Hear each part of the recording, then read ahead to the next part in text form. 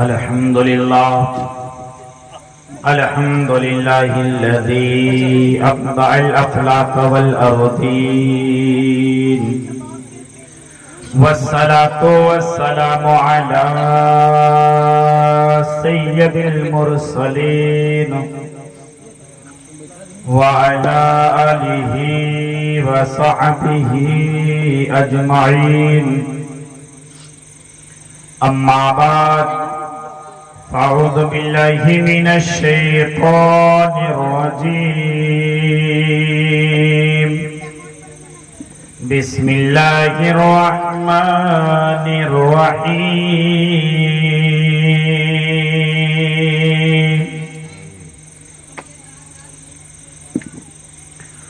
قل لا أسألكم عليه أجرا إلا المودة في القربى صدق الله العظيم وصدق رسوله النبي الأمين المتين الكريم ونحن على ذلك لمن الشاهدين والشاكرين والحمد لله رب العالمين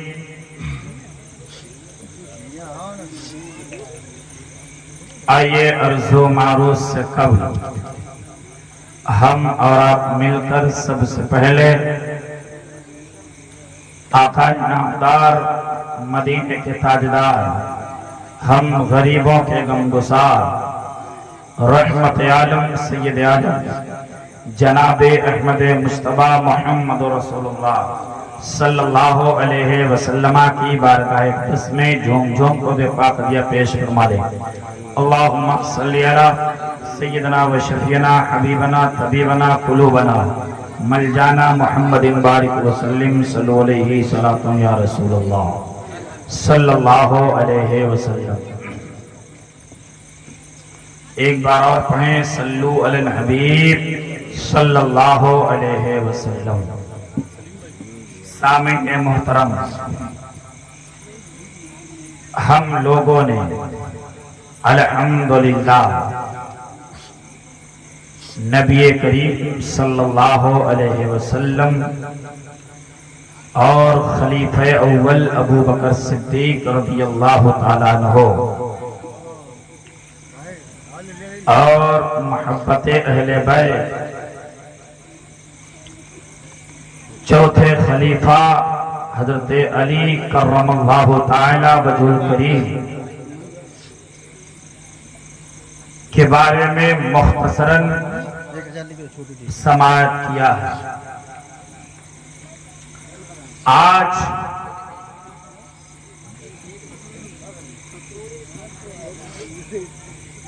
کا بیان ہے علی کے بعد امام حسن رضی اللہ تعالی عنہ نے منصب خلافت فائز ہوئے اور انہی کی زندگی پر کچھ باتیں ہونی ہیں انشاءاللہ تبارک و تعالی چپ رہو بے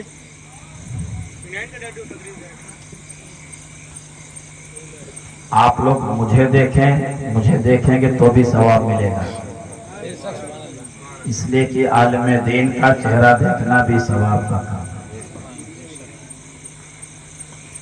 اب میں آپ کو دیکھ رہا ہوں تو مجھے ثواب مل رہا ہے اس لیے کہ مومن کا چہرہ دیکھنا بھی ثواب ہے بولو نا یار سبحان اللہ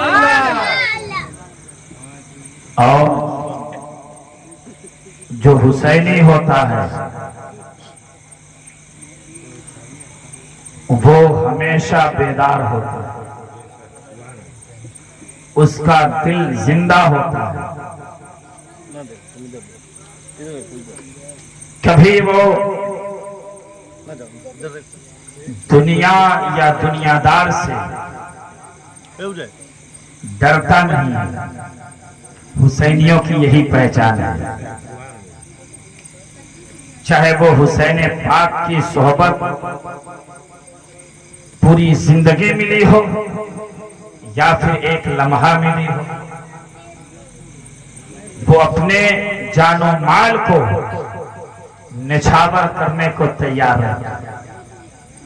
اور الحمدللہ ہم تمام مسلمان جب سے آنکھیں کھولی ہے، ہوش سنبھالا ہے، تب سے حسین حسین سنتے چلے آ رہے ہیں۔ تو ظاہر سی بات ہے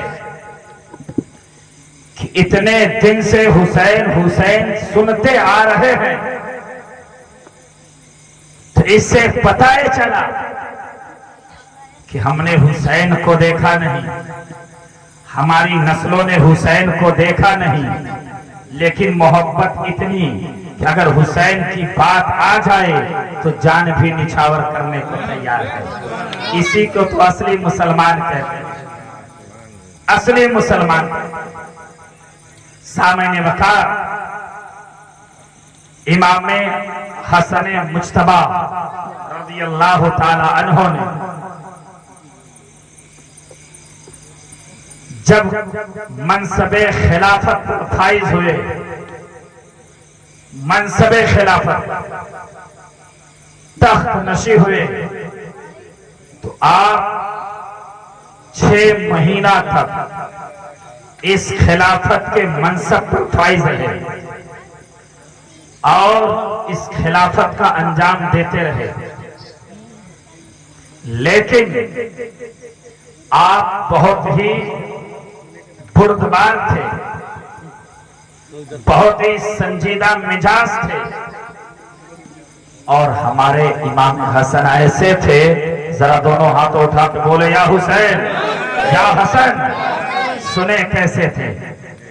امام حسن رضی اللہ تعالی عنہ ایسے تھے کہ ایک مرتبہ مروان، جس کے بارے میں رسول اللہ نے بددعا دی تھی، جب وہ پیٹ میں تھا، جب وہ پیدا ہوا، تب بھی میرے سرکار نے کہا تھا گرگٹ کا بیٹا گرگٹ ہی ہوتا۔ وہ مروان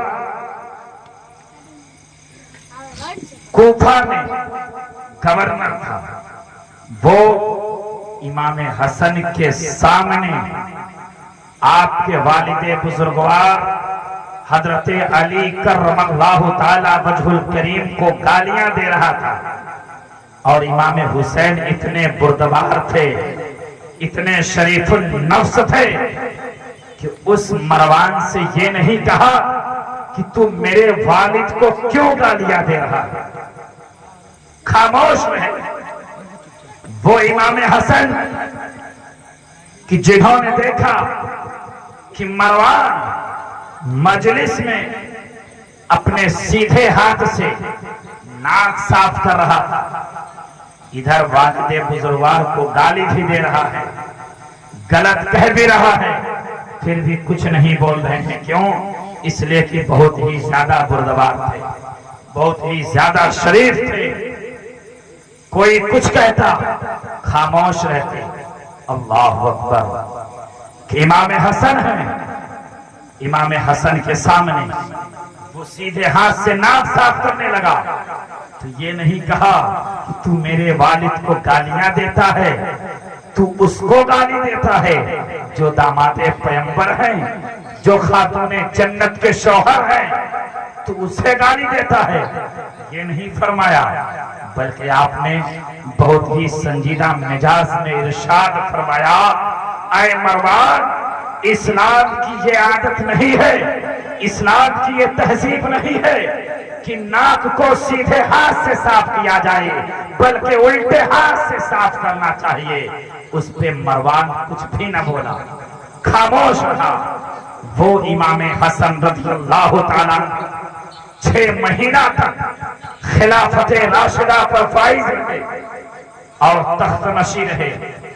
جب یہی امیر معاویہ رضی اللہ تعالیٰ عنہ کوفہ پہنچے اور کب یہ خلافت فائز ہوئے؟ جب حضرت علی کا وصال ہوا۔ یہ عرب کا دستور تھا کہ دفنانے سے پہلے بیعت کر لیا جاتا تھا، بیعت ہو جاتی تھی، تخت نشی ہو جاتا تھا۔ آپ ایسے سمجھیں کہ جیسے آج ایک پردھان کھڑا ہوتا ہے پردھانی کے لیے، تو لوگ اسے ووٹ دیتے ہیں، زیادہ دیتے ہیں ووٹ، جس کا زیادہ ہوتا ہے وہی پردھان بن جاتا ہے، وہی ایم ایل اے بن جاتا ہے، وہی منتری بن جاتا ہے، وہی پردھان منتری بنتا ہے۔ بہت ساری قسمیں ہیں اس کے۔ بیعت ہے امام حسن رضی اللہ تعالی عنہ کے ہاتھ پر کوفیوں نے 40,000 ایک وقت میں آپ کے ہاتھ پہ بیعت کیا، 40,000، اور آپ تخت نشی ہوئے۔ جب امیر معاویہ رضی اللہ تعالیٰ عنہ کوفہ پہنچے تو آپ نے کسی مصلحت کے تحت اس خلافت کو حضرت امیر معاویہ رضی اللہ تعالیٰ عنہ کو سونپ دیا۔ کس کو؟ حضرت امیر معاویہ رضی اللہ تعالیٰ عنہ کو۔ اس لیے سونپا، 3 شرطیں لگا کے سونپا۔ میری طرف دیکھیں، 3 شرطیں لگا کے سونپا۔ امام حسن رضی اللہ تعالیٰ عنہ نے ارشاد فرمایا کہ امیر معاویہ کو اس وقت خلیفہ بنایا جاتا ہے، اور جب امیر معاویہ کا انتقال ہو جائے گا تب یہ خلافت امام حسن کو واپس کر دیا جائے گا۔ امام حسن رضی اللہ تعالیٰ عنہ پھر منصب خلافت پر فائز ہوں گے، یہ امیر المومنین ہوں گے، امیر المسلمین ہوں گے۔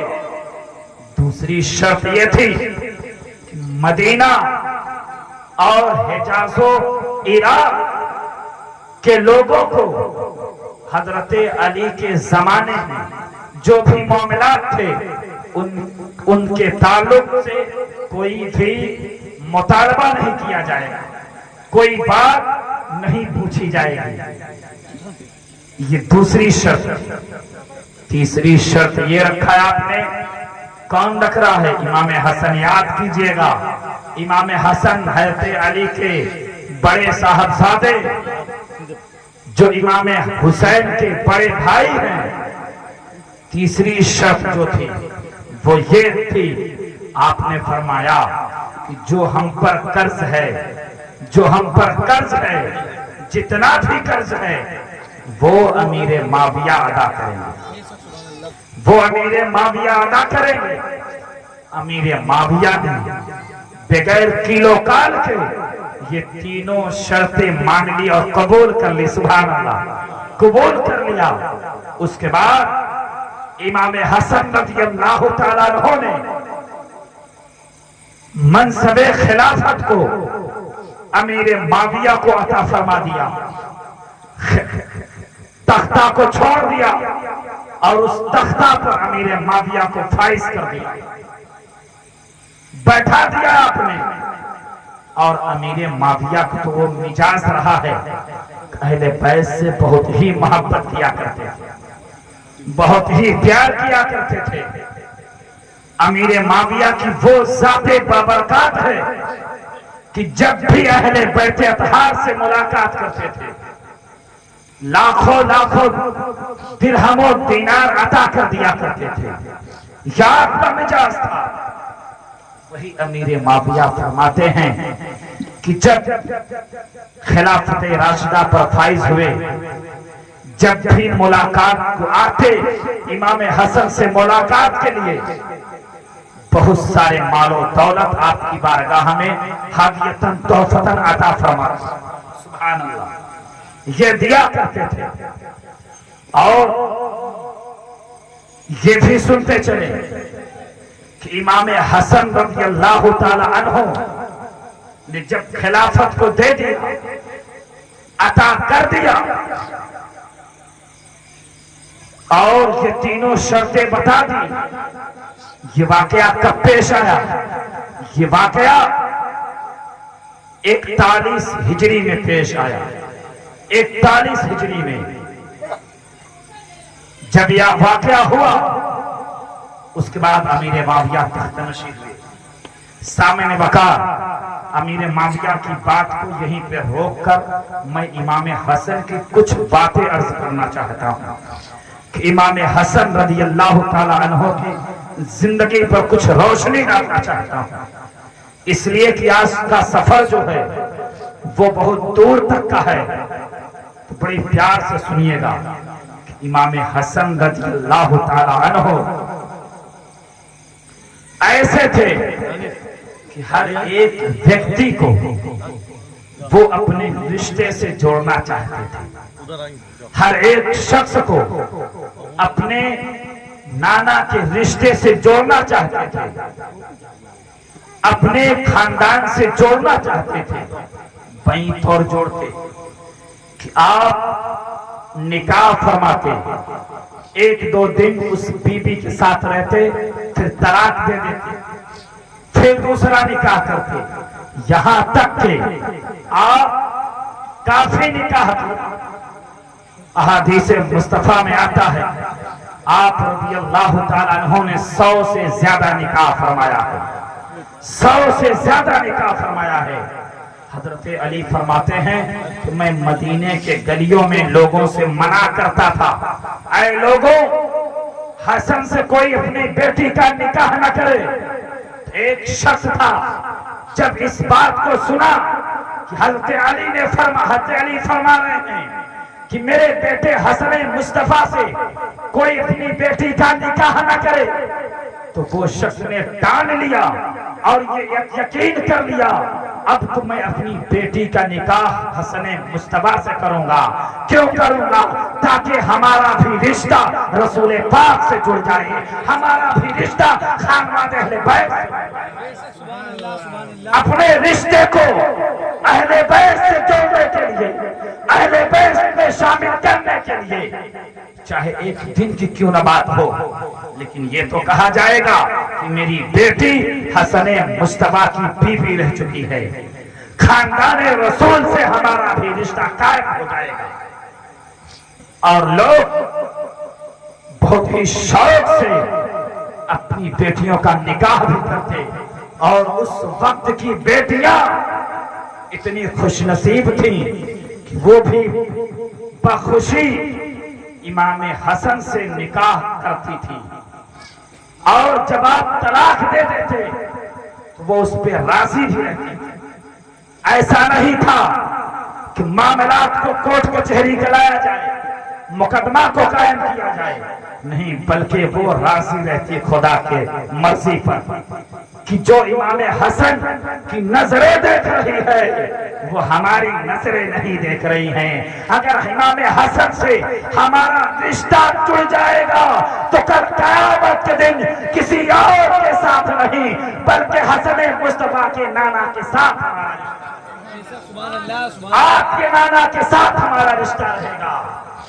और जब हम चलेंगे, वो औरतें नाश करती कि जब हम मैदान महशर में फैसला हो जाएगा, सब जन्नत में जाएंगे, तो हम तो कनीज़े फातिमा बन के जाएंगे। सुभान अल्लाह, कनीज़े फातिमा बन के जाऊंगी और फातिमा ज़हरा रज़ी अल्लाह ताला अन्हा तैयबा आबिदा ज़ाहिदा की बहू बन के जाऊंगी। सुभान अल्लाह, उनकी बहू बन के जाऊंगी जन्नत में। सुभान अल्लाह, ये मिजाज रहा, ये रिश्ता कायम करती थी औरतें। सुने, हसन मुस्तफा रज़ियल्लाहु ताला अन्हो एक बार हज का सफर कर रहे थे अपने गुलाम के साथ। आपने फरमाया, और पैदल चलने की वजह से आपका पैर वरम गया था, यानी सूज गया था, फूल गया था। तो आप एक गुलाम ने कहा, या आली मकाम, ऐ मेरे इमाम, ऐ मेरे आका, अगर आप किसी सवारी पे सवार हो जाते तो आपके पैरों में राहत मिलती। आपने अपने उस गुलाम से इरशाद फरमाया कि जब हम लोग अपनी मंजिल पर पहुंच जाएंगे, मंजिल को पहुंच जाएंगे, तो वहां पे एक हबशी गुलाम आएगा, उससे तुम तेल खरीद लेना, सुभान अल्लाह, और उसे पैसा भी दे देना, सुभान अल्लाह सुभान अल्लाह। अभी हसन मुस्तफा मंजिल पे पहुंचे नहीं हैं, लेकिन आपकी नजरें मंजिल पे पहुंच गई हैं, सुभान अल्लाह, नजरें मंजिल पे पहुंच गई हैं। अब आपका गुलाम कहता है कि जब हम लोग मंजिल पे पहुंचे तो हसन मुस्तफा रज़ी अल्लाह ताला अन्हु ने मेरी तरफ मुतवज्जा हुए और इरशाद फरमाया कि वो देखो जिस गुलाम के बारे में, जिस हबशी के बारे में मैंने तुम्हें बताया था वो सामने है, उससे जाओ पैसा दे के और तेल खरीद के लाओ। अल्लाह अल्लाह। अब वो गुलाम जाता है, वो कहता है कि आप मुझे तेल दे दें और ये पैसा ले लें। वो हबशी कहता है ये तेल किसके लिए खरीदेंगे, कौन लेगा तेल? आपका गुलाम इरशाद फरमाता है कि ये तेल हसन मुस्तफा को देना है, सुभान अल्लाह, हसन मुस्तफा को देना है। इतने में हबशी मचल जाता है और इरशाद फरमाता है अरे मैं उन्हीं के लिए खड़ा हूँ, ले चलो मुझे हसन मुस्तफा के पास।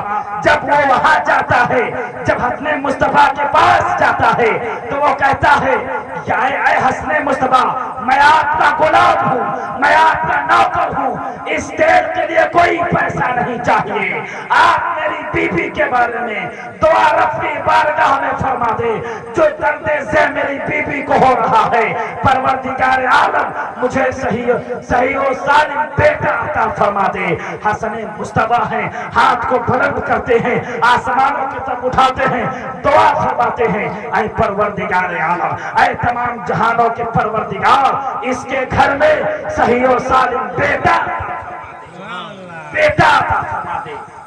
अब वो इतना कहा आपने और वो गुलाम को फरमाया अब आप जाइए अपने घर। वो हबशी अपने घर गया। जब घर गया तो देखता क्या है कि उसके घर में सही और सालिम बेटा आता हुआ है, बेटा पैदा हुआ है। अब इससे पता ये चला कि हसन मुस्तफा रज़ी अल्लाह ताला अन्हु रहते थे मदीना में और नजर रहती थी मक्के पे, सुभान अल्लाह सुभान अल्लाह। हसन मुस्तफा रहते थे कूफा में, नजरें देखती थी मक्के में कि कौन किस हालत में है और कहां से हसन को पुकार रहा है, वहां से देख रहे हैं, सुभान अल्लाह, वहां से देख रहे हैं। और ये तो हम सुन्नियों का अकीदा है कि हमारा और आपका इमाम ऐसा है जो है तो मदीने में लेकिन पूरी कायनात को देख रहा है, पूरी कायनात को देख रहा है। जब भी उनका चाहने वाला या हसन या हुसैन कहा करता है तो उसकी मदद भी होती है, उसकी मुश्किल कुशाई। हसन मुस्तफा रज़ी अल्लाह ताला अन्हु सफर पर थे हजरत जुबैर के साथ। किसके साथ? हजरत जुबैर के साथ। हजरत जुबैर रज़ी अल्लाह ताला अन्हु और आप तमाम काफिला है। तो चलते चलते एक बाग में ठहरे, ऐसे बाग में ठहरे खजूर के कि जहां पर वो सारा का सारा खजूर का दरख्त सूखा पड़ा था, सूखा पड़ा था। एक खजूर के जड़ के पास इमाम हसन का बिस्तर लगा और दूसरे खजूर के जड़ के पास हजरत जुबैर का बिस्तर लगा। हजरत जुबैर ने ख्वाहिश की कि ऐसे नखलिस्तान में हसन मुस्तफा ने इस खेमा रखा है और ऐसी जगह पर ठहरे हैं कि जहां पे हम खजूर भी नहीं खा सकते और ये सारा दरख्त सूखा हुआ है, सुभान अल्लाह। हसन मुस्तफा के पास ये बात जब पहुंची तो इमाम हसन आका हसन फरमाते हैं ऐ जुबैर क्या खजूर खाना चाहते हो? सुभान अल्लाह, बोलो ना यार सुभान अल्लाह। हसन मुस्तफा फरमाते हैं ऐ जुबैर खजूर खाना चाहते हो? आप फरमाते हैं हाँ हुजूर खजूर खाना चाहता हूँ। حسن مجتبی رب کی بارگاہ میں ہاتھ اٹھاتے ہیں. ابھی ہاتھ اٹھائے تھے، دعا کر ہی رہے تھے، اور کیا کہہ رہے تھے اس بات کو کوئی نہیں سنا. حضرت زبیر فرماتے ہیں ابھی ادھر ہاتھ اٹھے تھے، ایک درخت ہرا بھرا ہو جاتا ہے اور اس میں تر و تازہ کھجور لگ جاتا ہے، اور اس کھجور کو ہم کھا کے شکر سے حسن مجتبی کو اللہ تعالی وہ قوت عطا فرمائی تھی، وہ طاقت عطا فرمائی تھی. آپ اندازہ لگاؤ، جو سوکھے درخت میں کھجور لا سکتا ہے، کھجور لا سکتا ہے، اور جو مدینے سے رہ کے مکے والوں کو دیکھ سکتا ہے، جو کوفے میں رہ کے اپنے غلاموں کی خیر خواہی کر سکتا ہے، تو آپ اندازہ لگاؤ جب ان کی اولاد کربلا میں گئی ہوگی تو ان کو کس طرح مدینے سے ملاحظہ فرما ہے. اور اللہ نے اتنی طاقت اہل بیت اطہار کو عطا. اور آج بھی اہل بیت کے خاندان سے جو بھی ہوتا ہے اللہ تعالیٰ اس کی آنکھ میں بصیرت عطا فرما دیتا ہے. جیسے کہ دیکھنے غوث پاک ہے، کوئی کہیں بھی رہے غوث پاک فرماتے ہیں اگر کوئی کہتا ہے مجھے کہیں سے یا غوث المدد، تو میں اس کی فریاد کو پہنچتا ہوں. سبحان اللہ. یہ کس کی اولاد؟ یہ امام حسن کی اولاد ہے، امام حسین کی اولاد ہے. کہ جب اولادوں کا عالم یہ ہے تو بتاؤ ان کے داداؤں کا عالم کیا ہوگا، ان کے آقاؤں کا عالم کیا ہوگا. حسن مجتبی کی بہت ساری باتیں ہیں لیکن بڑی تیزی کے ساتھ سنیں. حسن مجتبی 6 مرتبہ زہر دیا، 6 بار زہر دیا گیا.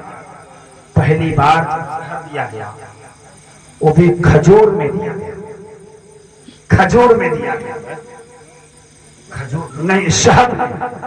پہلی مرتبہ شہد میں ملا کے دیا گیا، اور جب آپ نے شہد کھایا تو آپ کے اندر وہ زہر بھیگنے لگا، پھیلنے لگا، آپ کو تکلیف ہونے لگی، پیٹ میں درد بڑھنے لگا. حسن مجتبی نے کسی حکیم کے پاس نہیں گئے، کسی ڈاکٹر کے پاس نہیں گئے، کسی سے مدد طلب نہیں فرمایا. حسن مجتبی کا ایمان دیکھو، ایمان تازہ ہو جائے گا. آج جس طرح سنی کیا کرتے ہیں اسی طریقے سے حسن مجتبی نے کیا تھا. حسن مجتبی ہیں، جب آپ کو زہر دے دیا گیا تھا شہد میں، جب آپ کو تکلیف ہونے لگی، آپ کو بے چینی بڑھنے لگی، بے قراری بڑھنے لگی، حسن مجتبی کہیں اور نہیں جاتے، اپنے نانا کے مزار اقدس پہ حاضری دیتے ہیں. حاضری دے کے وہیں پہ کہتے ہیں پروردگار ہم اس جو تکلیف ہو رہی ہے اسے تو راحت بخش دے. اللہ تبارک و تعالی نے مسجد نبوی میں حاضر ہوئے، آقا دو عالم کے روضے پہ حاضری دیا ہے. جیسے ہی حاضر ہوئے ہیں اور دعا کیے ہیں وہ آپ کا درد کافور ہو جاتا ہے، درد ختم ہو جاتا ہے، زہر کا اثر ختم ہو جاتا ہے. سبحان اللہ. جب یہ زہر ختم ہو جاتا ہے تو پھر کوشش کی گئی، دوسری مرتبہ آپ کو زہر دیا گیا، وہ شہد وہ کھجور میں دیا گیا. کس میں دیا گیا؟ کھجور میں دیا گیا. پھر آپ کو بے چینی بڑھنے لگی، بے قراری بڑھنے لگی، تکلیف ہونے لگی. تب آپ نے پھر نانا حضور کے روضے اطہر پہ حاضری دی. جب حاضر ہوئے دعا کیے، پھر وہ درد کافور ہو گیا، وہ درد ختم ہو گیا. اسی طریقے سے آپ کو کبھی شہد میں، کبھی کھجور میں، کبھی کسی چیز میں آپ کو زہر دیتے رہے اور آپ بار بار حاضری دیتے رہے. سبحان اللہ. حاضری دیتے رہے اور وہ درد جاتا رہا. اب یہیں پہ روک کے میں آپ کو ایک بات سامنے بتا. آج بھی دیکھیں ہم سنیوں کا ایمان ہے جو اللہ والا ہوا کرتا ہے.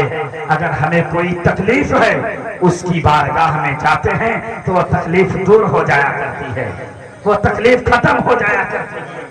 کوئی بے اولاد ہے تو وہ خواجہ غریب نواز کے روزے پہ جاتا ہے، صاحب اولاد ہو جاتا ہے، صاحب اولاد ہو جاتا ہے۔ یہ سنیوں کا ایمان ہے، عقیدہ ہے۔ جب آپ کو چھٹی مرتبہ زہر دیا گیا، اللہ اکبر، وہ زہر ایسا تھا جو ہیرے کا جو گھس دیا جاتا ہے، اس کا جو برادہ ہوتا ہے ہیرے کا، اس کو پانی میں ملا کر دیا گیا۔ جس میں آپ پانی پیا کرتے تھے، جس سراہی سے، اس میں ملا دیا گیا، اور جیسے ہی اس پانی کو آپ نے پیا، آپ فرماتے ہیں گلے سے لے کے پیٹ تک پورا چیز پھٹنے لگا، اللہ اکبر، کٹنے لگا، قے ہونے لگی، دست بھی ہونے لگا، اللہ اکبر۔ اس وقت امام علی مقام حسن مجتبی رضی اللہ تعالی عنہ نے کہیں اور نہیں بلکہ اپنے بھائی حسین رضی اللہ تعالی عنہ کے گھر تشریف لے گئے۔ وہاں جانے کے بعد امام حسین ارشاد فرماتے ہیں، اے بھائی بتاؤ آپ کو زہر کس نے دیا ہے؟ آپ کا گمان کس پہ ہے؟ آپ کا شک کس پر ہے؟ اور ایسی حالت تھی آپ کی، آپ بے چین تھے۔ آپ اندازہ لگاؤ کہ جب جس کو زہر دے دیا جائے، اتنا خطرناک زہر کہ جس کی وجہ سے گلے سے لے کے پوری اتڑیاں تک کٹ کٹ کے گرنے لگی ہوں، منہ سے بھی آ رہا ہے، کلیجہ پھٹ کے ٹکڑے ٹکڑے آ رہے ہوں، اور دست کے ذریعے بھی وہ نکل رہا ہو، تو آپ اندازہ لگاؤ کہ وہ حالت کیسی رہی ہوگی۔ امام حسین بار بار پوچھ رہے ہیں، اے میرے بھائی بتاؤ۔ اور جب دیکھا حسن مجتبی بے چین و بے قراری کے عالم میں ہے، اور امام حسین بار بار پوچھ رہے ہیں، تب امام حسن رضی اللہ تعالی عنہ نے ارشاد فرمایا، اے میرے بھائی کیا میں بتا دوں کہ جس نے مجھے زہر دیا ہے کیا آپ اسے قتل کر دیں گے؟ تو امام حسین ارشاد فرماتے ہیں، اے میرے بھائی بے شک جس نے بھی آپ کو زہر دیا ہے، اگر آپ بتا دیں گے کہ فلاں شخص نے آپ کو زہر دیا ہے تو میں اس کو قتل کر دوں گا، اللہ اکبر۔ لیکن امام حسن مجتبی کا کردار دیکھو، ایمان تازہ ہو جائے گا۔ آپ کا اخلاق دیکھو، کلیجہ کٹ کے منہ کو آ رہا ہے، کلیجہ پھٹ رہا ہے، لیکن امام حسن فرماتے ہیں، اے میرے بھائی حسین جس پر میرا گمان ہے، جس پر میرا گمان ہے کہ فلاں شخص نے مجھے زہر دیا ہے، اگر وہ شخص صحیح میرا گمان اس پر ہے تو اللہ تعالی منتقم حقیقی ہے، یعنی وہ انتقام لینے والا ہے، پروردگار ہے، وہ ضرور انتقام لے گا اس بندے سے۔ اگر میرا گمان جس پہ ہے اگر وہ شخص نہ نکلا تو بے گناہ کسی کو تکلیف نہ دی جائے، سبحان اللہ۔ یہ ہے میرا ایمان، یہ ہے میرا ایمان کہ یہ درس دے رہے ہیں کہ تکلیف میں آپ چاہے جتنا رہو لیکن اپنے بھائیوں کو تکلیف کبھی نہ پہنچاؤ، اپنے بھائیوں کو تکلیف نہ دو، مسلمانوں کو تکلیف نہ پہنچاؤ۔ یہ کہاں سے سبق ملا ہے؟ یہ درس کہاں سے ملا ہے؟ حسن مجتبی کے گھر سے ملا ہے، آپ کے گھر سے ملا ہے کہ اگر تمہیں تکلیف ہوتی ہے تھوڑی سی برداشت کر لو، اس لیے کہ یہ کسی اور کا طریقہ نہیں ہے بلکہ اماموں کے امام، تمام رسولوں کے رسول، رسولوں کا امام، رسولوں کا سردار محمد رسول اللہ کا یہ طریقہ ہے، جو اسلام لائے ہیں ان کا طریقہ ہے یہ۔ ایسی حالت میں بھی حسن مجتبی عدل و انصاف کا وہ چہرہ دکھایا ہے، وہ پردے کو عادت کیا ہے اس چیپٹر کو رکھا ہے جسے دنیا بھلا نہیں سکتی، جسے دنیا کبھی بھلا نہیں سکتی۔ اللہ اکبر۔ حسن مصطفیٰ ہے، حسن مصطفیٰ ہے۔ 49 ہجری میں آپ کی شہادت اسی زہر کی وجہ سے ہو جاتی ہے، اسی زہر کی وجہ سے۔ انا للہ و انا الیہ راجعون۔ اس کے بعد آپ کو آپ کی والدہ ماجدہ، عابدہ، زاہدہ، طیبہ، طاہرہ کے پہلو میں دفن کیا گیا، یعنی جنت البقیع شریف میں آپ کو دفنایا گیا۔ آپ وہیں پہ مدفن ہیں۔ اللہ اکبر۔ امیر معاویہ رضی اللہ تعالیٰ عنہ منصب خلافت پر فائز ہیں، اور امیر معاویہ کی وہ ذات بابرکات ہے جن کے بارے میں حدیث میں آتا ہے یہ کاتب وحی بھی ہیں اور کاتب حکم نامہ بھی ہیں۔ یہ ایسے صحابی رسول ہیں کہ جب قرآن کی آیتیں نازل ہوتی تھی میرے نبی پر، میرے نبی ارشاد فرماتے، اے امیر معاویہ اس آیت کو لکھو، قرآن کی فلاں آیت کو لکھو۔ امیر معاویہ تحریر فرمایا کرتے ہیں۔ اور سنیں، میرے آقا نے ارشاد فرمایا صحابی رسول کے بارے میں، صحابی رسول کے بارے میں، من سب اصحابی فعلیہ لعنت اللہ والملائکۃ والناس اجمعین، کہ جس نے بھی میرے صحابہ میں سے کسی کو بھی گالیاں دی اس پر اللہ کی لعنت، فرشتوں کی لعنت، تمام لوگوں کی لعنت۔ وہ امیر معاویہ کی ذات بابرکات ہے، جو صحابی رسول ہیں جن کے بارے میں بہت ساری احادیثیں موجود ہیں، جن میں سے ایک بات میں عرض کر دوں، امیر معاویہ کی وہ ذات بابرکات ہے کہ ایک مرتبہ ایسا ہوا کہ امیر معاویہ فجر میں سو گئے، فجر میں سو گئے تو پروردگار عالم نے 2 گنا ثواب عطا فرمایا۔ سبحان اللہ، 2 گنا ثواب عطا فرمایا۔ تو دوسری رات جب آئی تو امیر معاویہ رضی اللہ تعالیٰ عنہ آرام کر رہے تھے اپنے گھر میں، شیطان آیا، اچھل کود کرنے لگا، تو امیر معاویہ کی آنکھ کھل گئی تو وہ بھاگا آپ کے گھر سے اور ایک پردے کی آڑ میں چھپ گیا۔ تو امیر معاویہ نیند سے بیدار ہوئے، اٹھے اور فرمایا کون؟ تو وہ چپ تھا، بولا کہ میں اچھا انسان ہوں، میں آپ کو نماز کے لیے اٹھانے آیا ہوں، سبحان اللہ، جگانے آیا ہوں آپ کو۔ اللہ اکبر۔ امیر معاویہ فرماتے ہیں تو ابلیس ہے، تو ابلیس ہے، اور امیر معاویہ نے اس شیطان کو قید کر لیا۔ اور امیر معاویہ ارشاد فرماتے ہیں بتا تو کس وجہ سے آیا تھا، کیوں آیا تھا؟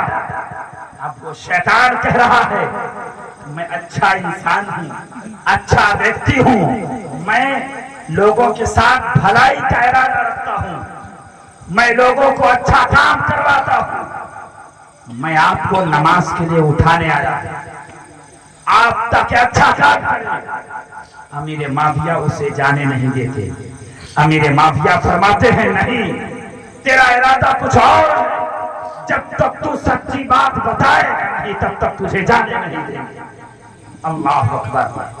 اب امیر معاویہ ہیں اور وہ شیطان ابلیس ہے، آخر میں اسے سچ بتانا ہی پڑا کہ امیر معاویہ سچائی یہ ہے کہ کل آپ سو گئے تھے، فجر کی نماز نہیں پڑھے تھے، تو اللہ تعالیٰ نے 2 گنا ثواب عطا فرما دیا تھا، اور آج میں آپ کو جگانے آیا ہوں تاکہ پروردگار آپ کو 2 گنا ثواب نہ دے، آپ نماز پڑھنے تو 1 ہی گنا آپ کو ثواب دے۔ तब अमीर माविया उस शैतान को जाने दिया। अमीर माविया की ये मकाम है। अब कोई ये ना समझे अमीर माविया का बेटा यजीद था तो अमीर माविया इसको हम गलत कहेंगे। जो भी अमीर माविया को, यहां तक कि अमीर माविया को जरा बराबर भी गलत सोचेगा भी तो ईमान से चला जाएगा। इसलिए कि जिसे मेरे आका ने सहाबी रसूल कह दिया है, अपना दोस्त मान लिया है, अब उनको कोई गलत साबित नहीं कर सकता, उन्हें कोई गलत नहीं कह सकता। अगर कोई गलत कहेगा तो समझ लेना उसके नुस्खे में कुछ ना कुछ गड़बड़ी है, तभी अल्लाह के रसूल के सहाबा को गलत कह रहा है। इसलिए कि अमीर माविया ने आखिरी वक्त में कहा था अपने बेटे यजीद से, क्या कहा था इसे भी सुने गौर से। जब अमीर माविया रदियल्लाहु ताला अन्हु की उम्र पाक 78 साल की हुई। कितने साल की? 78 साल की हुई और हिजरी 60 सन हिजरी 60 थी। उस वक्त अमीर माविया ने अपने बेटे यजीद को बुलाया, अपने पास बुलाया। तो यजीद ने ये कहा, अरे वालिद बुजुर्गवार, आपके बाद खलीफा कौन बनेगा? आपके बाद खलीफा कौन बनेगा? तख्त नशी कौन होगा? अमीर माविया रदियल्लाहु ताला अन्हु इरशाद फरमाते हैं को तख्त नशी तो तू ही होगा, लेकिन यहीं पे बात समझने की, लेकिन क्या फरमाया कि तख्त नशी तो तू ही होगा, बादशाह तो तू ही बनेगा, खलीफा तो तू ही बनेगा, लेकिन जब इमाम हुसैन, सुभान अल्लाह, जब इमाम हुसैन कमाल को पहुंच जाए तब उनकी ये खिलाफत अता कर देना। इसलिए कि ये खिलाफत उनके घर की है, ये खिलाफत अली की है, ये खिलाफत हसन की है, ये खिलाफत अहले बैत की है, ये खिलाफत मेरे नबी के नवासों की है, और ये खिलाफत तुम्हारी नहीं है, ये जागीर अली के बेटों की है। ये किसने कहा? अमीर माविया ने कहा कि खिलाफत अली के बेटों की जागीर है। और मेरे बेटे, मेरी बात गौर से सुन कि जब तू इस मनसब पर फाइज हो जाए तो पहले खाने की कोशिश मत करना, पहले हुसैन को खिलाना। सुभान अल्लाह, पहले हुसैन को खाना खिलाना, फिर तू खाना खाएगा। पहले हुसैन को पानी पिलाएगा, तब तू पानी पिएगा। पहले तू हुसैन को कपड़ा पहनाएगा, तब तू कपड़ा पहनेगा। हुसैन की इज्जत करेगा, हुसैन को खिलाफत अता कर देना, उनके घर वालों से बेपनाह मोहब्बत करना, उनके घर वालों को अतिया देना, उनके घर वालों को तोहफा देना। इसलिए कि उनके घर वालों को तोहफा देना, उनसे मोहब्बत करना, इस बात की दलील है कि जिसने हुसैन से मोहब्बत की उसने आका से मोहब्बत की, जिसने आका से मोहब्बत की उसने अल्लाह से। और जोर से बोलो सुभान अल्लाह। ये वसीयत की अमीर माविया रज़ियल्लाहु ताला अन्हु किससे? अपने बेटे यजीद से। इतना वसीयत किया, सब कुछ बताया, लेकिन यजीद शकीयुल कल्ब था, वो बदबख्त था, उसकी बेहयाई मदीने में एकदम आम थी, हरामखोरी उसकी मदीने में आम थी। यहां तक कि जो मस्जिद नबवी शरीफ की हुर्मत को न समझे, पामाल कर दे, یہ تمام باتیں عام تھی، یہیں پہ محدود نہیں بلکہ مدینہ شریف کے پاک عورتوں کے ساتھ اپنے سپاہیوں کو ہلاک کر دیا تھا۔ اللہ اکبر! ایسا گھناؤنا کام کیا تھا یزید نے، یہاں تک کہ وہ ایسا دور لا دیا تھا کہ بیٹا اپنی ماں سے نکاح کر رہا ہے، اپنی بہن سے نکاح کر رہا ہے، اپنی بیٹی سے نکاح کر رہا ہے۔ یہ دور کس نے لایا تھا؟ یزید نے لایا تھا، ایسا کام کیا تھا۔ اللہ اکبر! لیکن چونکہ امیر معاویہ نے ہر طرح سے سمجھایا تھا، ہر طریقے سے بتایا تھا کہ بیٹا امام حسین سے محبت کرنا، ان کو تحفے تحائف دینا، ان کو کھانا کھلانا، ان کو پانی پلانا۔ لیکن جب امیر معاویہ رضی اللہ تعالی عنہ کا انتقال ہو گیا تو عرب کا دستور یہ تھا کہ جب انتقال ہو جاتا تھا بادشاہوں کا یا خلیفہ کا یا حاکموں کا، تو دفنانے سے پہلے بیعت کر لیا کرتے تھے، یعنی تخت نشی ہو جایا کرتے تھے، ووٹنگ ہو جایا کرتی تھی، تب جا کے اعلان کیا کرتے تھے، لوگوں سے بتایا کرتے تھے فلاں کا انتقال ہو گیا ہے، فلاں دنیا سے کوچ کر گیا ہے۔ یہی حال کچھ یزید کا ہوا۔ یزید نے جب اس کے والد امیر معاویہ رضی اللہ تعالیٰ عنہ کا انتقال ہو گیا تو اس نے سب سے پہلے خط میں لکھا اور مدینہ اس خط کو روانہ کیا۔ خط کو روانہ کیا، کہا جا کے کہو امام حسین سے اور عبداللہ ابن زبیر سے اور عبداللہ ابن عمر سے یہ فوراً یزید کی بیعت کر لیں، اگر یہ نہ کریں ان کو قتل کر دیں۔ اللہ اکبر! ارے کس کی بات کر رہے ہیں؟ ارے اس کی بات کر رہے ہیں جس نے نبی کی آغوش رحمت میں پلا ہو، اس کی بات کر رہے ہیں جو نبی کی گود میں کھیلا ہو۔ اگر نبی نماز پڑھتے ہوں تو سواری نبیوں کا امام بن جائے، اس کی بات قتل کی کر رہے ہیں۔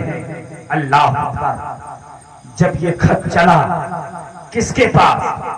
مدینہ، اس وقت مدینہ شریف کے گورنر کا نام تھا ولید ابن عقبہ، جو شریف النفس تھے اور امام حسین سے بے پناہ محبت کیا کرتے تھے، اہل بیت سے عقیدت رکھا کرتے تھے، اہل بیت کے لیے اپنی جان کو نچھاور کیا کرتے تھے۔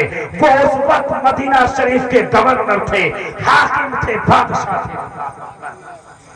جب یہ بات آپ تک پہنچی ہے، آپ تک پہنچی ہے، آپ نے اسی مروان کو، مروان ابن حکم کو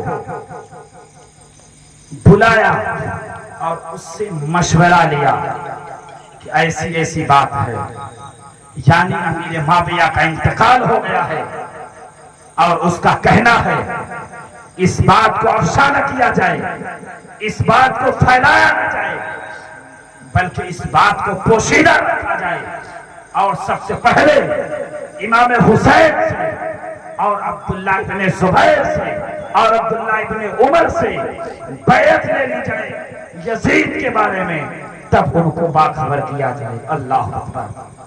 تو مروان نے کہا تھا اس وقت صحیح ہے، ان کے پاس ابھی بھیجا جائے، اب بلا لیا جائے۔ رات کا وقت تھا، یہ معاملہ عشاء کے بعد کا وقت تھا۔ اب ولید ابن عقبہ نے، جو شریف النفس تھے اور مدینے کے حاکم تھے، ایک آدمی کو بھیجا، یعنی ایک سپاہی کو بھیجا۔ کس کے گھر بھیجا؟ اہل بیت نبوت کے گھر بھیجا، میرے حسین کے گھر بھیجا۔ جب حسین کے گھر آئے وہ قاصد خط لے کے ولید ابن عقبہ کا کہ آپ کو بلایا گیا ہے، گورنر ہاؤس میں ولید ابن عقبہ نے بلایا ہے، تو امام حسین کے پاس عبداللہ ابن عمر بھی تھے اور عبداللہ ابن زبیر بھی تھے. بولو نا سبحان اللہ, اور زور سے بولو سبحان اللہ. یہ تینوں لوگ موجود تھے جب امام حسین کے پاس یہ خط پہنچا. تو کسی نے بتایا نہیں کہ امیر معاویہ کا انتقال ہو گیا ہے, کسی نے کچھ کہا نہیں کہ امیر معاویہ کا انتقال ہو گیا ہے. یہ بات پوشیدہ رکھی گئی. لیکن جب یہ کہا گیا رات کے حصے میں, یعنی عشاء کے بعد, عبداللہ ابن زبیر بھی ہیں, عبداللہ ابن عمر بھی ہیں, ان کے سامنے جب کہا گیا تو انہوں نے فرمایا رات کے وقت بلایا ہے, آخر بات کیا ہے؟ کہ میرے امام نے, امام علی مقام نے, امام حسین نے ارشاد فرمایا امیر معاویہ کا انتقال ہو گیا ہے, اسی لیے مجھے گورنر ہاؤس بلایا. کیا کسی نے بتایا تھا؟ نہیں. لیکن میرا امام اپنے گھر میں بیٹھ کے دمشق کا پتہ لگا لیا, کوفے کا پتہ لگا لیا کہ امیر معاویہ کا انتقال ہو گیا ہے, اور یہ کوئی اور بات نہیں ہے, یہ بیعت کی بات ہے. اللہ اکبر. تب عبداللہ ابن زبیر اور عبداللہ ابن عمر رضی اللہ تعالیٰ عنہما نے ارشاد فرمایا اے امام علی مقام, آپ تنے تنہا گورنر ہاؤس نہیں جائیں گے, تنے تنہا نہیں جائیں گے, آپ اپنے ساتھ کچھ سپاہی لے کر جائیں. عبداللہ ابن زبیر اور عبداللہ ابن عمر رضی اللہ تعالیٰ عنہما نے آپ کے ہمراہ 14 سپاہی کو بھیجا. سبحان اللہ, 14 سپاہی کو بھیجا. امام علی مقام 14 سپاہی کے ساتھ گورنر ہاؤس پہنچے. دروازے پہ کھڑے ہو کے ان سپاہیوں سے ارشاد فرمایا اے میرے غلاموں, جب اندر سے آواز بلند ہونے لگی بغیر کیلو کال کے اندر چلے آنا, نہیں تو میرے باہر آنے کا انتظار کرنا. سبحان اللہ. کہیں پہ انصاف کے دامن کو توڑتے نہیں ہیں. وہ تو اہل بیت ہیں, وہ تو نبی کے پالے ہوئے, ان کے گھر والے ان کے بیٹے ہیں, وہ ہر جگہ انصاف کیا کرتے ہیں.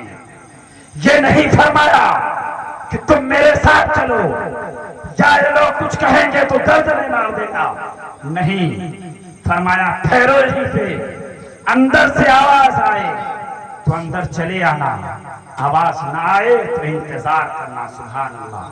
میرا امام علی مقام سید الشہداء امام حسین رضی اللہ تعالی عنہ گورنر ہاؤس میں پرویش کر جاتے ہیں, تشریف لے جاتے ہیں. وہاں جانے کے بعد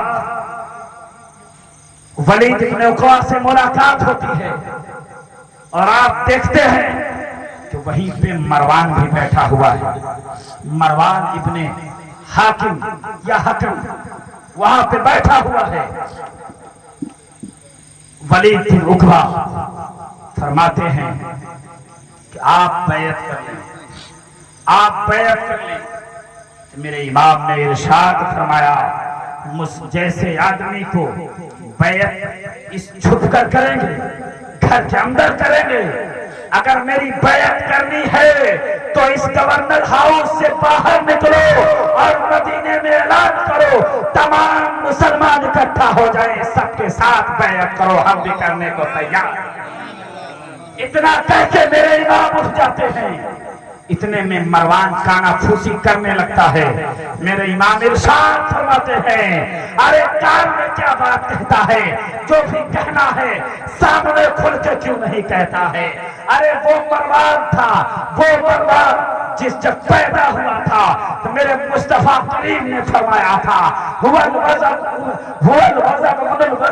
یعنی گرگٹ کا بیٹا گرگٹ ہوا کرتا تھا. وہ گرگٹ ہے, اور جب اس کا باپ اپنے बाप के पुष्ट में था, सुल्ब में था, तब मेरे नबी ने उसके बाप पर लानत फरमाई थी। तो कभी वो शख्स मेरे नबी के नवासों के बारे में अच्छा मशवरा नहीं दे सकता। वो मरवान कह रहा था, ऐ वलीद इब्ने उक़बा, इसी वक्त इनसे बैयत ले ले, नहीं तो अगर ये जहां से चले जाएंगे तो फिर मुश्किल हो जाएगा, या इनकी गर्दनें मार दें। तो मेरे इमाम ने बवाक़े दुहल कहा था, ललकार के इरशाद फरमाया था, अगर तुम्हें मेरी बैयत करनी है तो बाहर निकलो। जब ये सुना था इन्हें कत्ल कर दो, मेरे इमाम ने कहा था, इनमें हिम्मत है या तुझमें हिम्मत है, आ मेरा मुकाबला कर। जब इतना सुना है वो खामोश हो जाता है और मेरे इमाम गवर्नर हाउस से बाहर चले जाते हैं। अल्लाह अकबर। जब गवर्नर हाउस से बाहर आते हैं, सिपाहियों के साथ घर आते हैं और अकाबिर सहाबा किराम से मशवरा करते हैं कि ये छुपकर बैयत करना चाहता है मुझसे। अब्दुल्ला इब्ने जुबैर से, अब्दुल्ला इब्ने उमर से ये छुपकर बैयत करना चाहता है। इसी जगह रुक मैं एक बात बता दूं, हुसैनी जो हुआ करते हैं ना, वो किसी गैरे गैरे नत्थु खैरे के हाथ पे नहीं बिका करते हैं, बल्कि वो अपने हाथ को पाक लोगों के हाथ में दिया करते हैं। ये हुसैनी पाक ने बता दिया कि तने तनहा रह जाना, लेकिन गैरों के हाथ में मत बटना। अगर तुम्हारी एक देव से किसी मुसलमान की भला हो जाए तो उसी की तरफ चले जाना। ये किसने दर्श दिया था? मेरे इमाम ने ये दर्श दिया था कि ऐसे मत बेच देना अपनी वोट को, अपनी वोट को ऐसे को देना जो इस्लाम की शरीयत की पासदारी करे, जो मस्जिदों मेहराब की हुर्मत को पामाल न कर सके, जो उनकी हिफाजत कर सके, जो मस्जिदों मदारिस की हिफाजत करे, जो उलमा की हिफाजत करे, ऐसे के हाथ में अपना हाथ देना।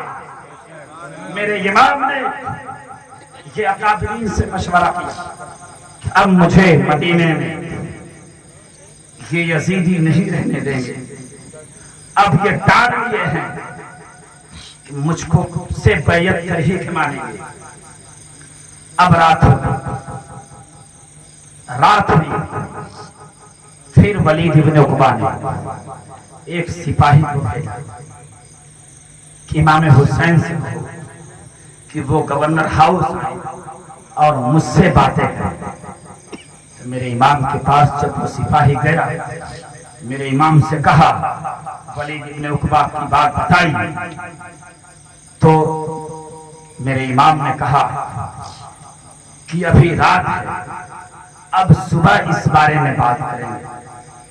लेकिन सुनो, जब मरवान ने ये कहा था इन्हें शहीद कर दिया जाए, कत्ल कर दिया जाए, तो वलीद इब्ने उक़बा ने कहा था कि दुनिया की चाहे पूरी दौलत हमारे कदमों में रख दो, मैं कभी ऐसे के खून को नहीं बहाऊंगा जो फर्जंदे नबी हो, जो फर्जंदे अली हो, जो ज़हरा का बतूल हो, जो अली के बाग का फूल हो, जो मेरे नबी के गोद का खिलता हुआ चमन हो। मैं ऐसे को नहीं उजाड़ सकता। पूरी दुनिया को अगर कोई देना चाहे फिर भी मैं अपने हाथ को इनके खून से आलूदा नहीं कर सकता। ये किसने कहा था? वलीद इब्ने उक़बा ने कहा था। क्यों? इसलिए कि अहले बैत से मोहब्बत किया करते थे। इन्होंने अपने जान की बाजी लगा दी कि ये ओहदा रहे या खत्म हो जाए। ये दुनिया का ओहदा है गवर्नी जाए तो जाए, लेकिन इमाम हुसैन की गुलामी न जाने पाए। इमाम हुसैन के घर से जो रिश्ता मोहब्बत में जुड़ा है वो कभी दुश्मनी में न बदलने पाए। अरे अगर हम इमाम हुसैन से दुश्मनी कर लेंगे तो कल कयामत के दिन रसूलुल्लाह के सामने कैसे जाएंगे, उनके सामने कैसे पेश होंगे? अल्लाह अल्लाह। ये किसने कहा था? ये वलीद इब्ने उक़बा ने कहा था। वलीद इब्ने उक़बा ने कहा था। अल्लाह अकबर। मेरे इमाम ने अपने घर वालों के साथ घर वालों को फरमाया कि अब मदीना में हमें ये लोग नहीं रहने देंगे, اب مدینہ میں ہمارے لیے رہنا دشوار ہو جائے گا۔ اپنے گھر والوں سے کہا کہ راتوں رات ساز و سامان کو باندھ لیا جائے، اب ہم مکہ کی سفر کریں گے۔ یہ تو مصلحت خدا بندی تھی، مصلحت خدا بندی، اس لیے کہ ہر بات کو تو میرے نبی جانا کرتے ہیں۔ کچھ لوگ کہا بھی کرتے ہیں جو امام حسین سے بغض و کینہ رکھتے ہیں، وہ کہا کرتے ہیں کہ اگر میرے نبی جانتے تھے کہ آپ کے بیٹے کو، آپ کے فرزند کو کربلا کے میدان میں آپ کے کلمہ پڑھنے والے امتی شہید کر دیں گے، اگر آپ دعا کر دیتے آپ نے اپنے ان نواسوں کے کیوں نہیں بچایا؟ تو ان کو سمجھنا چاہیے، وہیں پہ عقل لگانا چاہیے۔ یہ تو مصلحت خدا بندی ہے۔ میرے آقا نے، میرے رسول نے کبھی کوشش بھی نہیں کی۔ اگر کوشش کرتے تو پروردگار اس بات کو بدل دیتا، یہ بات ٹل جاتی۔ لیکن اگر ٹل جاتی تو اسلام کا درخت کیسے ہرا بھرا ہوتا؟ جو لوگوں نے اسلام کے اندر ہر حرام چیز کو حلال کر دیا تھا، اس کی حرمت کو آج مسلمان کیسے جانتا؟ ارے امام حسین اپنی شہادت کو دے کر رب کے حضور اپنی زندگی کو پیش کر کے، اپنے گھر والوں کو قربان کر کے یہ بتا دیا، یہ سمجھا دیا کہ اسلام کی جب بات آ جائے تو اسلام کے جھنڈے کو جھکنے مت دینا، چاہے تم رہو یا نہ رہو، لیکن اسلام کا درخت لگا دینا، اسلام کے جھنڈے کو کبھی جھکنے نہ دینا۔ یہ کس نے درس دیا؟ میرے امام نے درس دیا، میرے امام نے درس دیا۔ سنیں، جب صبح ہوئی میرے امام نے اللہ اپنے نانا کے مزار اقدس پہ حاضری دیتے ہیں۔ ہم ہیں، آپ عمرہ کرنے جاتے ہیں، حج کرنے جاتے ہیں، جب نبی کی بارگاہ میں جاتے ہیں تو بے ساختہ کسی کو کچھ کہنا نہیں پڑتا، یہ دل سے آواز آتی ہے، یا رسول اللہ کاش کہ میرا بھی گھر ہو جائے یہیں پہ، صبح و شام آپ کی گنبد خضرا کی زیارت ہو، یا رسول اللہ جنت البقیع کا دیدار ہو، جہاں پہ خاتون جنت ہیں۔ آج ہمارا حال یہ ہے، ہم جاتے ہیں، جب حاجی جو لے جاتے ہیں، جو عمرہ کرانے والے لے جاتے ہیں، جب وہ کہتے ہیں وقت ختم ہو گیا، اب تم آخری دیدار کر کے، آخری حاضری دے کے اب تمہیں ہندوستان جانا ہے، اگر سنی مسلمان رہتا ہے اس کے دل سے یہ پکار ہوتا ہے، یا رسول اللہ اس یہی پہ زندگی تمام فرما دے تاکہ آپ کے پہلو میں ہمیشہ کے لیے دفن ہو جائے۔ یا رسول اللہ مسلک اعلی حضرت 14 کربلا جشن عید میلاد النبی، نعرہ حیدری، نعرہ تکبیر۔ ہمارا اور آپ کا مزاج یہ ہے، میں آپ کو اپنی بات بتاؤں، 2018 میں یہی تقریر کر کے مجھے ایک صاحب نے ٹکٹ دیا تھا عمرے کا، اور کیسے میں اس لائق نہیں کہ میں چلا جاتا، لیکن جب میں اس میدان میں یعنی علم دین حاصل کرنے کے لیے میرے باپ نے مجھے وقف کر دیا کہ میرا یہ بیٹا، اپنے بیٹے کو اسلام کے حوالے کرتا ہوں اور اسلام کے نہج پہ اپنی زندگی کو گزارے گا۔ جب میرا پہلا سال تھا عالم بننے کے درجے میں، یعنی اعدادیہ جو جماعت ہوتی ہے، جب میں پڑھنے گیا، جس مدرسے میں پڑھ رہا تھا وہاں کا پرنسپل حج کرنے جا رہے تھے، میں نے خط میں لکھا تھا، یا رسول اللہ الصلاۃ والسلام علیکہ یا حبیب اللہ، عالم بننے سے پہلے ایک بار آپ کی بارگاہ کی حاضری چاہتا ہوں، سبحان اللہ، آپ کی بارگاہ کی حاضری چاہتا ہوں۔ رسول اللہ نے میری اس دعا کو 8 سال بعد قبول فرمائی اور میری دستار بندی سے 11 مہینہ پہلے مسجد نبوی شریف کی حاضری عنایت فرمائی. اور جب میں حاضر ہوا، جب تک ہندوستان میں تھا تو یہی کہہ رہا تھا کہ رسول اللہ کی بارگاہ میں جاؤں گا تو صلاۃ و سلام بلند آواز سے پڑھیں گے، نعت خوانی کروں گا. سبحان اللہ. لیکن جیسے ہی مدینہ شریف کے گلی میں پہنچے ہیں، گنبد خضرا کو دیکھا ہے ان آنکھوں نے، تو فوراً 26ویں پارے کی یہ آیت کریمہ میرے نظروں کے سامنے ہو گئی کہ وہ لوگ جو حجرے کے باہر سے یا رسول اللہ آپ کو پکارتے ہیں، ان میں سے اکثر نا سمجھ ہے. فوراً میرے دماغ میں بات آئی کہ اے نادان، یہاں پہ بلند آواز سے نعت ہو یا قرآن ہو، کوئی چیز بلند آواز سے نہیں پڑھی جاتی، اس لیے کہ سنی مسلمان اور عاشق رسول وہی ہے جو نبی کی بارگاہ میں آہستہ اور ادب و تہذیب کے درمیان رہا کرتا. سامنے رکھا، یہ تو عام لوگوں کی بات ہے، ہماری اور آپ کی بات ہے. ہم رسول اللہ کی بارگاہ میں جب جاتے ہیں ادب و احترام سے جایا کرتے ہیں، اور یہی طریقہ ہے. ہم آپس میں بھی بلند آواز سے وہاں باتیں نہیں کر سکتے، لیکن جو عاشق رسول ہوتا ہے، وہ جو نبی کے روضے کی جو جالی ہے، گھور گھور کو بھی دیکھنا بے ادبی ہے، گھور گھور کو دیکھنا بھی بے ادبی ہے. میرے نبی کو آنکھوں میں آنکھیں ڈال کر نہیں دیکھا جاتا، بلکہ ادب کا تقاضا یہ ہے کہ آنکھ نیچے ہونی چاہیے اور عشق سے اپنے نبی کو دیکھا جاتا ہے، ماتھے کی آنکھوں سے نہیں بلکہ دل کی آنکھوں سے دیکھا جاتا ہے. حسین پاک نے جب حاضری دی روضے رسول پر، امام علی مقام ہے، اللہ کے رسول کی بارگاہ میں رونے لگتے ہیں.